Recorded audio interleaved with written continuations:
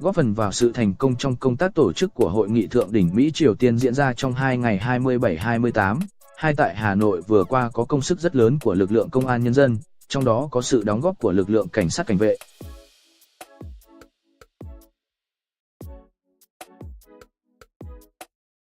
Khẩn trương vào việc ngay sau Tết Nguyên đán trước Tết Nguyên đán Kỷ Hợi 2019, có nhiều thông tin về việc Hội nghị Thượng đỉnh Mỹ Triều Tiên lần 2 có thể được tổ chức tại thành phố Đà Nẵng, Việt Nam, nơi vừa tổ chức thành công Hội nghị Thượng đỉnh APEC năm 2018, hoặc tổ chức tại thủ đô Hà Nội thành phố vì hòa bình.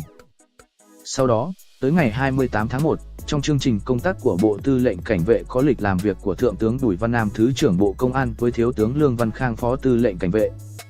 Tuy nhiên, trong lịch không ghi nội dung buổi làm việc. Ngày mùng 3 Tết, khi Thượng tướng Bùi Văn Nam chúc Tết cán bộ, chiến sĩ các đơn vị trong Bộ Tư lệnh Cảnh vệ có giao nhiệm vụ bảo vệ thành công Hội nghị Thượng đỉnh Mỹ Triều Tiên lần 2 được tổ chức tại Hà Nội vào cuối tháng 2 năm 2019. Như vậy, tới lúc này, thông tin về nơi diễn ra Hội nghị Thượng đỉnh Mỹ Triều Tiên đã được lãnh đạo Bộ Công an nêu rõ. Sau đó, vào 8 giờ ngày 12 tháng 2, mùng 8 Tết, tức ngày làm việc thứ 2 sau dịp nghỉ Tết Nguyên đán, Thiếu tướng Lương Văn Khang đã chủ trì cuộc họp quan trọng với chỉ huy một số đơn vị liên quan về công tác bảo vệ Hội nghị Thượng đỉnh Mỹ Triều Tiên lần 2. 10 giờ 15 phút cùng ngày, cuộc họp kết thúc, một số chỉ huy các đơn vị ngay lập tức lên đường đi khảo sát các địa điểm liên quan. Các đơn vị trong Bộ Tư lệnh Cảnh vệ tập trung cao độ tiến hành xây dựng kế hoạch bảo vệ theo chức năng, nhiệm vụ của mình. Khi bảo vệ Hội nghị Thượng đỉnh Mỹ Triều Tiên, ngoài địa điểm tổ chức, lực lượng cảnh vệ còn có nhiệm vụ bảo vệ Tổng thống Mỹ Donald Trump tại các điểm có hoạt động của ông tại Hà Nội. Kế hoạch bảo vệ Tổng thống Mỹ Donald Trump được Bộ Tư lệnh Cảnh vệ xây dựng hết sức khẩn trương và chi tiết với phương án cao nhất. Theo đó, trong kế hoạch bảo vệ Tổng thống Donald Trump lần này, Mật vụ Mỹ đã tổ chức rất nhiều chuyến công tác tiền trạm làm việc với an ninh và cảnh vệ Việt Nam.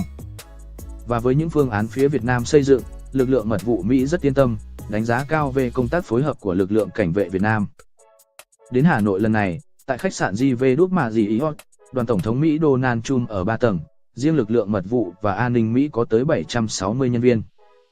Các đoàn tiền trạm của Mật vụ Mỹ sang làm việc với Bộ Tư lệnh Cảnh vệ đều được Thiếu tướng Lương Văn Khang tiếp và trả lời những câu hỏi, yêu cầu. Những cái bắt tay thân tình đã nhiều lần diễn ra ở phòng họp số 1 của Bộ Tư lệnh Cảnh vệ nơi Mật vụ Mỹ đã khá quen thuộc. Nhiều yêu cầu của Mật vụ và an ninh Mỹ đều được lực lượng cảnh vệ Việt Nam đáp ứng với mức độ cao nhất theo quy định của luật pháp Việt Nam. Cũng như các lần bảo vệ Tổng thống Mỹ sang thăm Việt Nam trước đây, lần này Bộ Tư lệnh Cảnh vệ phân công chỉ huy phòng bảo vệ sự kiện quan trọng và khách quốc tế phụ trách công tác bảo vệ. Thượng tá Nguyễn Văn Hải, Phó trưởng phòng người đã có 34 năm làm công tác cảnh vệ vinh dự đảm nhận trọng trách lớn lao này. Trung tá Lê Bá Hằng, chỉ huy đội bảo vệ khách quốc tế người đã từng bảo vệ rất nhiều nguyên thủ nước ngoài đến Việt Nam như Chủ tịch Cuba Fidel Castro, Tổng thống Nga Putin và hàng chục sĩ quan cảnh vệ được lựa chọn rất kỹ tham gia bảo vệ tiếp cận Tổng thống Donald Trump. Lần đầu tiên bảo vệ nguyên thủ nước bạn đi đường bộ hàng trăm cây số về phía phái đoàn Triều Tiên, Chủ tịch Kim Jong-un cùng phái đoàn Triều Tiên đã rời Bình Nhưỡng bằng tàu hỏa đoàn tàu truyền thống của Triều Tiên, khởi hành lúc 17 giờ ngày 23 tháng 2, giờ Bình Nhưỡng, tới ga Đan Đông, Liêu Ninh, Trung Quốc, vào lúc 21 giờ 20 phút, giờ Bắc Kinh.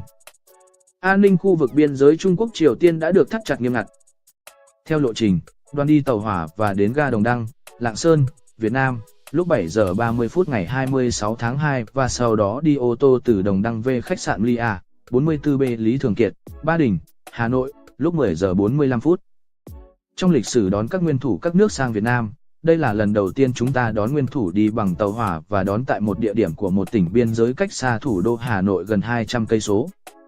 Kế hoạch bảo vệ Chủ tịch Kim Jong-un dự hội nghị thượng đỉnh Mỹ Triều Tiên lần 2 và thăm chính thức Việt Nam được Bộ Tư lệnh Cảnh vệ xây dựng hết sức khẩn trương, chi tiết và vô cùng chặt chẽ bởi đây là chuyến công tác đặc biệt.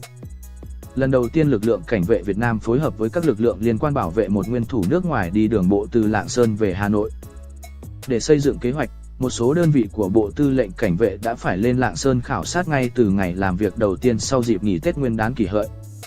Xung quanh khu vực ga Đồng Đăng và 174 km đường QL1 từ Hà Nội đi Đồng Đăng đều được khảo sát rất kỹ để xây dựng phương án bảo vệ.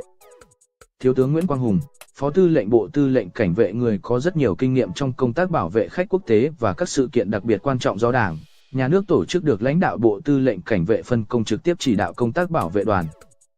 Thượng tá Nguyễn Xuân Tiệp trưởng phòng bảo vệ sự kiện đặc biệt quan trọng và khách quốc tế phụ trách công tác bảo vệ đoàn. Trung tá Nguyễn Ngọc Dũng người đã vinh dự nhiều lần được tiếp cận nguyên thủ nước ngoài đến Việt Nam được phân công tiếp cận Chủ tịch Kim Jong-un. Cùng với đó, nhiều sĩ quan tiếp cận tăng cường được lựa chọn rất kỹ.